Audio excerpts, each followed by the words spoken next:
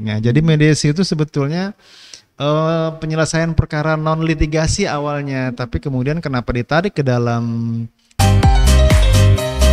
dan juga semuanya. Pak, bagaimana sidang pertama pasti Dia mengatakan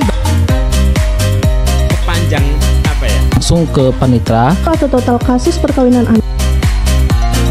Sama lah deklarasi per teman-teman semuanya. Assalamualaikum warahmatullahi wabarakatuh. Waalaikumsalam warahmatullahi wabarakatuh. Saya Caca, selamat datang di PAS Talk, Pengadilan Agama Sukamara Talk. Kami menyapa sobat peradilan di rumah tentunya dengan bincang yang ringan tapi penuh dengan wawasan. Hari ini kita akan bicara tentang pilihan yang tak selalu mudah, tentang dua hati yang lelah dan jalan damai di tengah masalah. Cakep. Sebelum kata cerai dilafazkan, mungkin masih ada ruang untuk saling memaafkan. Mediasi bukan formalitas, tapi cara bijak untuk menyelesaikan konflik tanpa saling menyakiti. Bersama Ketua Pengadilan Agama Sukamara, kita akan menyelami lebih dalam mengapa mediasi layak menjadi jalan untuk pulang. Hari ini, PAS Talk episode mediasi. Sebelum putus di meja sidang, mari coba duduk tenang. Luar biasa. Pembukaannya mantap sekali. Bersama kita sudah hadir Bapak Ketua Pengadilan Agama Sukamara, Bapak Ahmad Satiri, SAGMH. Selamat sore Bapak. Sore Mbak Caca. Bapak, tentu saja di sini Bapak Ahmad Satiri akan membagikan informasi langsung seputar bagaimana mediasi dijalankan di Pengadilan Agama Sukamara dan mengapa mediasi ini dapat menjadi jalan keluar terbaik bagi banyak pasangan. Selamat datang Bapak, terima kasih sudah berkenan hadir memenuhi undangan kami. Terima kasih kembali. Langsung saja kita ke topik pembicaraan kita Bapak. Siap. Pada sore hari ini. Ikan sepat, ikan gabus ya. Lebih cepat, lebih bagus. Nah, jadi Bapak bisa minta tolong Pak untuk dijelaskan lebih singkat tentang mediasi di pengadilan agama itu seperti apa? Baik, terima kasih Mbak Caca, host kita yang luar biasa. Jadi mediasi sebetulnya bukan perkara baru di pengadilan ya, baik pengadilan agama maupun pengadilan umum atau pengadilan negeri.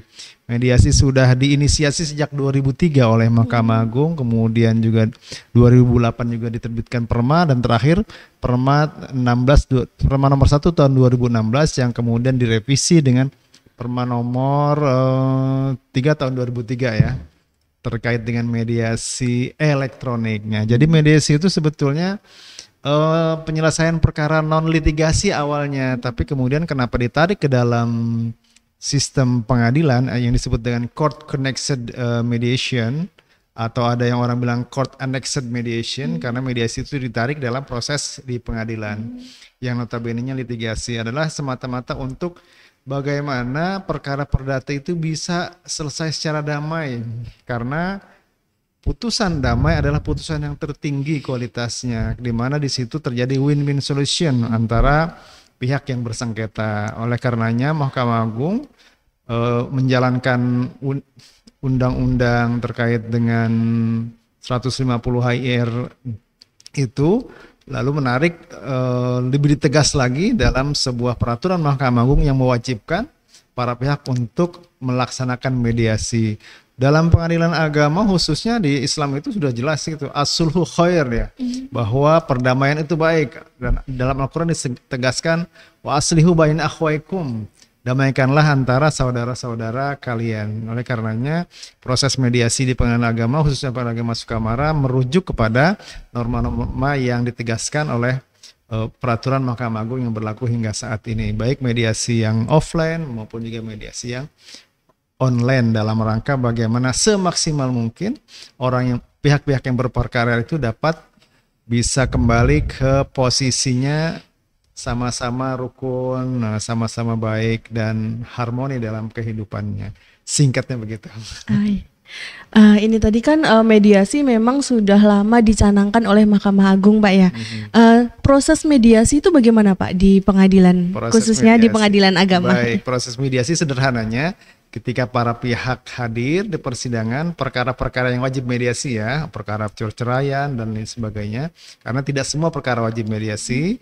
Pada saat keduanya hadir, maka hakim pemeriksa perkara menyampaikan kewajiban mediasi. Kemudian setelah disampaikan kewajiban mediasi, para pihak wajib menandatangani pernyataan bahwa mereka sudah mendapat penjelasan dari hakim pemeriksa perkara terkait dengan mediasi. Setelah itu mereka dipersilahkan untuk memilih siapa mediatornya.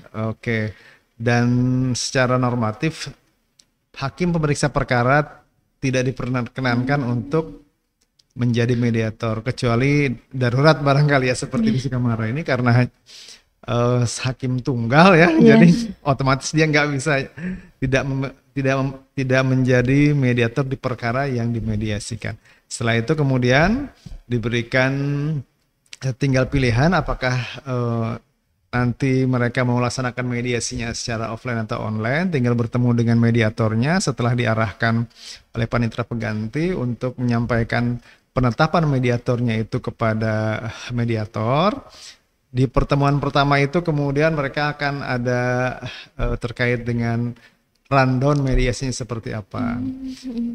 Untuk efisiensi, prosesnya di kita itu di Sukamara itu pada saat yang bersangkutan diberikan kesempatan kewajiban untuk mediasi sudah ditetapkan jadwal sidang berikutnya agar efisien ya, tidak perlu dipanggil lagi untuk persidangannya. Normatifnya memang 30 hari. Tapi biasanya kita berikan waktu secukupnya.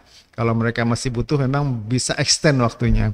Sejauh ini tidak ada yang menambah waktunya karena sudah dirasa cukup. Setelah ada laporan mediasi, barulah persidangannya dilanjutkan. Begitu. Iya, baik Bapak. Untuk kriteria perkara-perkara yang dapat dilakukan mediasi itu bagaimana Bapak? Secara normatif adalah perkara yang mengandung sengketa. Misalnya tadi perkara perceraian, cerai gugat, cerai talak, perkara sengketa waris ya. Kalau perkara yang volunter yang tidak mengandung sengketa maka tidak boleh mediasi ya, namanya volunter. Cuma juga ada perkara yang sifatnya pada persengketaan tapi tidak wajib mediasi, termasuk eksepsional. Misalkan perkara pembatalan perkawinan ya kan, perkawinan yang melanggar dibatalkan kan gitu, masa dimediasi. Itu diantaranya. Dan perkara-perkara yang ada batasan waktu penyelesaian perkaranya, dan juga perkara-perkara tertentu yang memang tidak wajibkan mediasi. Dan juga perkara yang dari awal memang sudah dilakukan mediasi oleh mediator bersertifikat. Misalnya perkara itu di luaran sudah dilakukan mediasi oleh mediator bersertifikat, tinggal didaftarkan, mereka melampirkan laporan mediasi, melampirkan laporan sertifikat mediatornya. Nah itu tidak perlu lagi mediasi. Begitu. Iya.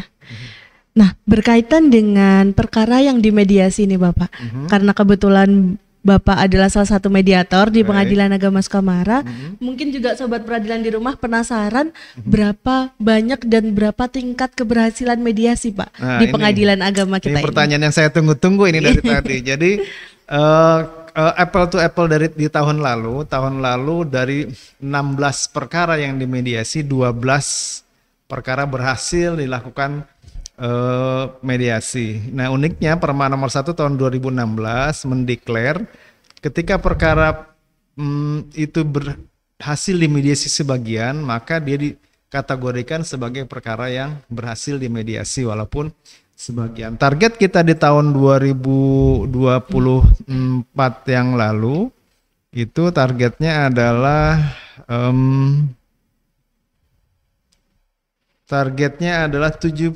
10% dari keberhasilan mediasi. Tapi alhamdulillah qadarullah realisasinya adalah 76%. Dari 16 perkara yang dimediasi, 12-nya berhasil dimediasi. Apakah itu ada, kalau di breakdown lagi ada yang berhasil dengan pencabutan, ada juga memang yang berhasil sebagian. Oleh karenanya indikator kinerja utama kita tahun lalu itu amazing ya terkait dengan mediasi. 750% ya. Luar biasa. Nah, oleh karenanya tahun 2025 ini karena kita merasa sudah dalam tanda petik mampu untuk mencapai keberhasilan mediasi yang lebih tinggi, targetnya kita naikkan dari 10% menjadi 50%. Nah, anyway sampai dengan bulan Mei kemarin dari perkara yang dimediasi itu totalnya adalah 8 perkara yang mediasi, 7 dari 8 itu berhasil dimediasi. luar Berarti kurang biasa 1. sekali. Yang 1 ini pun sebetulnya tinggal nunggu laporan. Kabarnya dari mediatornya itu berhasil sebagian. Artinya bisa dikatakan 100% ya, alhamdulillah. Luar biasa raihannya. sekali. Dan yang menarik berdasarkan data yang saya peroleh dari laporan ke Panitera tahun ini sampai dengan bulan Mei ini ada 1 perkara yang berhasil dengan pencabutan. Saya sedikit merasa bahagia ketika satu waktu, ini cerita dikit ya. Satu waktu di lapangan tenis ketemu dengan seorang pemain tenis yang menyatakan, "Pak, terima kasih ya." "Terima kasih kenapa? Saya nggak ngasih apa-apa," saya bilang. "Itu keluarga saya alhamdulillah sudah rukun dimediasi sama Bapak." Oh, alhamdulillah. Ternyata itu menginspirasi kepada dia bahwa di pengadilan itu nggak mesti selesai dengan perceraian, karena kita semaksimal mungkin, kalaupun nggak 100%, 1000%, bagaimana mereka itu bisa kembali rukun, begitu. Ya, pencapaian Pengadilan Agama Sukamara mengenai mediasi ini sangat luar biasa, Pak, ya. Alhamdulillah. Dari target 10 mencapai 75, kemudian dari target 50%, Pak, ya. Sekarang sudah betul. 7 dari 8 perkara. Nah, alhamdulillah. Tentu saja ini tidak lepas dari peran mediator handal kita, Pak, ya. Ada Bapak Ketua dan juga Bapak Wakil tentu saja. Ya. Nah, Bapak sebagai mediator yang sudah menekuni profesi ini, bisa dibilang bertahun-tahun, yang sudah profesional, apa Bapak yang menentukan keberhasilan dari sebuah mediasi itu? Baik. Sedikit informasi, kebetulan saya waktu diklat mediasi ranking 1. Luar biasa. Berkat guru-guru saya yang keren, terutama Abang Khalil itu yang sekarang dipromosikan jadi ketua PA Bekasi. Ini di endorse ya. Jadi dari guru-guru atau mentor-mentor yang sudah saya terima, pertama mediasi itu harus dilakukan dengan tulus. Jadi lepaskan jubah kita sebagai pengadil. Kita pada saat itu adalah betul-betul mediator, di mana menjadi perantara dalam hal ini bagaimana kemudian antara para pihak itu bisa kembali dalam satu irama pemikiran yang sama, bukan mencari pembenaran, tapi mencari bagaimana yang benar dan yang terbaik buat mereka dan juga biasanya anak-anak mereka. Pertama itu. Yang kedua, selalu lakukan dengan cara-cara yang baik. Pertama, meyakinkan mereka bahwa mediator adalah pihak yang dipercaya untuk menyelesaikan problem mereka.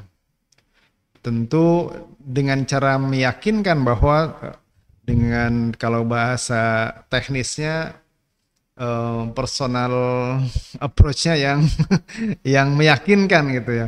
Misalnya, "Bapak Ibu, terima kasih sudah mau ikut mediasi ini. Perkenalkan, saya Ahmad Satiri. Bapak dan Ibu alhamdulillah dimediasi langsung oleh Ketua Pengadilan." Nah, bisa menjadi selling point ya, selling point. Oh, ini langsung ketuanya nih yang mediasikan, berarti kan sesuatu yang wah bagi mereka barangkali itu. Lalu kembali kepada tips tadi, karena memang biasanya yang perkara masuk ke pengadilan itu sudah parah gitu ya. Kalau mungkin dibilang kanker itu stadium berapa tuh yang paling tinggi ya? Stadium 4. Stadium 4 ya. Nah, sehingga biasanya juga mereka relatif emosional. Oleh karenanya dalam mediasi kita buat kesepakatan atau rule atau aturan, ketika misalnya salah yang berbicaranya dengan cara yang santun, tidak memojokkan begitu, karena sering saya nyatakan hal-hal yang sudah terjadi dalam rumah tangga Bapak Ibu barangkali itu adalah luka yang mungkin kalau dikorek lagi semakin parah. Oleh karenanya saat inilah saatnya Bapak Ibu untuk bagaimana recovery, sembuh dari luka-luka itu. Kemudian yang paling pengalaman yang saya alami yang paling berhasil itu ketika sudah mendekati pada kesepakatan, jangan tunggu hari esok. Jadi kalau hari itu bisa sepakat, hari itu selesaikan. Jadi tinggal nantikan laporannya disesuaikan dengan tanggal hari mediasinya, karena tanggal akhir mediasinya, karena biasanya ada istilah saya sendiri menyebutkan masuk angin nanti setelah mereka, karena manusia kan pikirannya bisa berubah-ubah. Setelah kita sampaikan hal-hal yang barangkali positif bagi mereka mengerti dan hari itu bisa disepakati, besok lagi mungkin ada supporternya yang menyatakan nggak benar misalnya kayak gitu, merubah pikiran mereka, pada akhirnya mentah lagi ya. Oleh karenanya seringkali saya upayakan bagaimana sebisa mungkin kalau hari itu bisa diselesaikan, nggak usah nunggu besok. Cuma memang perlu waktu yang durasi yang cukup panjang. Nah ini perlu kesabaran kita selaku mediatornya. Pernah sekali waktu itu sampai melewati jam istirahat, jadi terus aja mediasi dan seterusnya.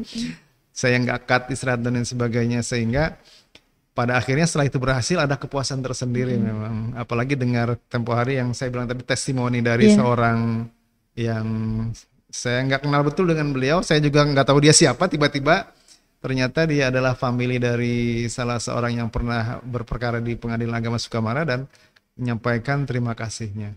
Ya. Seperti itu. Ya, Bapak tadi kan sudah disampaikan mengenai tips-tips bagaimana mediasi agar berhasil. Nah, sebagai seorang mediator, Pak, apakah ada tantangan terbesar untuk memediasi para pihak yang bersengketa? Ya, tantangan terbesar adalah bagaimana ini kan banyaknya berhasil sebagian. Yang tantangan terbesar adalah bagaimana berhasilnya itu dengan pencabutan. Jadi mereka kembali rukun, itu tantangan terbesarnya dan itu yang paling sulit saya rasakan dibandingkan dengan bagaimana menyelesaikan berhasil sebagian. Tantangan ini yang terus saya gali, yang terus kita gali, bagaimana kemudian kita belajar dengan teman-teman mediator yang lain yang rata-rata itu luar biasa keberhasilannya. Ini yang masih perlu penggalian, pendalaman, tips dan triks yang terus saya coba inventorir seperti apa hasilnya. Kalau yang kemarin memang pernah berhasil untuk pencabutan itu tensi dalam tanda petik ya, tensi penggugatnya itu belum begitu stadium 4 lah kira-kira gitu. Jadi masih bisa diberikan arahan dan masukan, dan suaminya pun tidak begitu, tensinya juga tidak begitu tinggi. Jadi betul-betul bisa didamaikan. Seperti itu sih tantangan terbesarnya. Jadi rasanya memang masih sangat butuh effort dan jam terbang yang lebih panjang agar bagaimana tantangan itu bisa terselesaikan. Karena memang tujuan saya pribadi ya, bagaimana kemudian yang mediasi itu jangan pernah gagal. Seperti itu ya. Nah, baik Bapak, ini tadi sudah disampaikan juga mengenai tantangan terbesar, bagaimana ternyata tantangan ini justru ada di para pihaknya sendiri Pak ya, faktor eksternal dari mediasi itu. Nah, yang terakhir nih Pak, pesan apa yang ingin Bapak Ketua sampaikan kepada masyarakat, khususnya ke Sobat Peradilan, tentang pentingnya mediasi dalam menyelesaikan persoalan rumah tangga? Iya.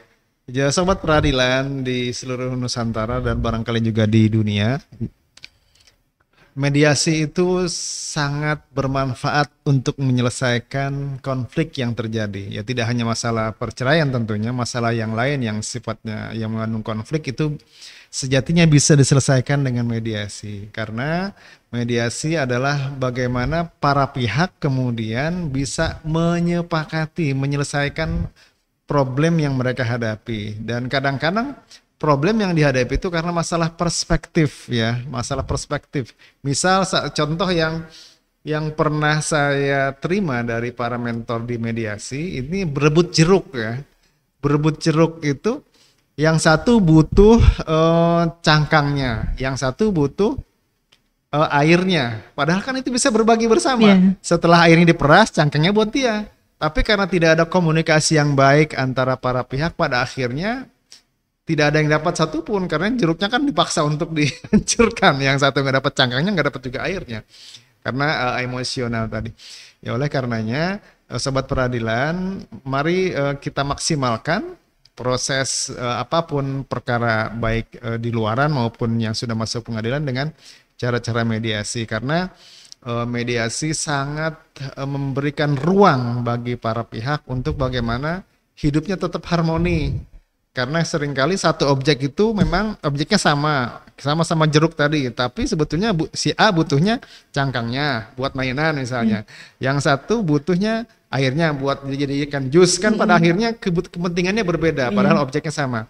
Nah, kalau kemudian bisa dikomunikasikan dengan tenang, dengan tidak emosional, hal itu bisa diselesaikan secara damai melalui mediasi ya, berunding ya, kira-kira begitu. Itu ya, Sobat Peradilan. Baik, terima kasih Bapak Ketua. Penjelasan dan pesan-pesannya tentu saja sangat bermanfaat bagi kita semua, khususnya bagi Sobat Peradilan di rumah. Yep. Karena keterbatasan waktu, sepertinya podcast ini harus berakhir dengan Terima berat kasih. hati ya. Sekali lagi kami mengucapkan terima kasih yang sebesar-besarnya Terima kasih yang luar biasa. kepada Bapak yang telah meluangkan waktu di tengah kesibukan dan kepadatannya hari ini ya. Jadi Sobat Peradilan, kita sudah mendengarkan langsung bahwa mediasi bukan hanya sebatas formalitas hukum, tetapi juga peluang untuk mencari penyelesaian yang lebih tenang dan juga lebih manusiawi.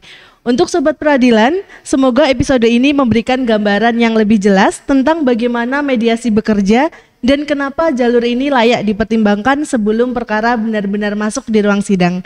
Saya Caca, pamit undur diri, sampai jumpa di Pastok episode selanjutnya. Wassalamualaikum warahmatullahi wabarakatuh. Waalaikumsalam. Dan juga semuanya. Kita bagaimana? Sidang pertama pasti. Dia mengatakan Panjang apa ya? Langsung ke panitera. Atau total kasus perkawinan anak.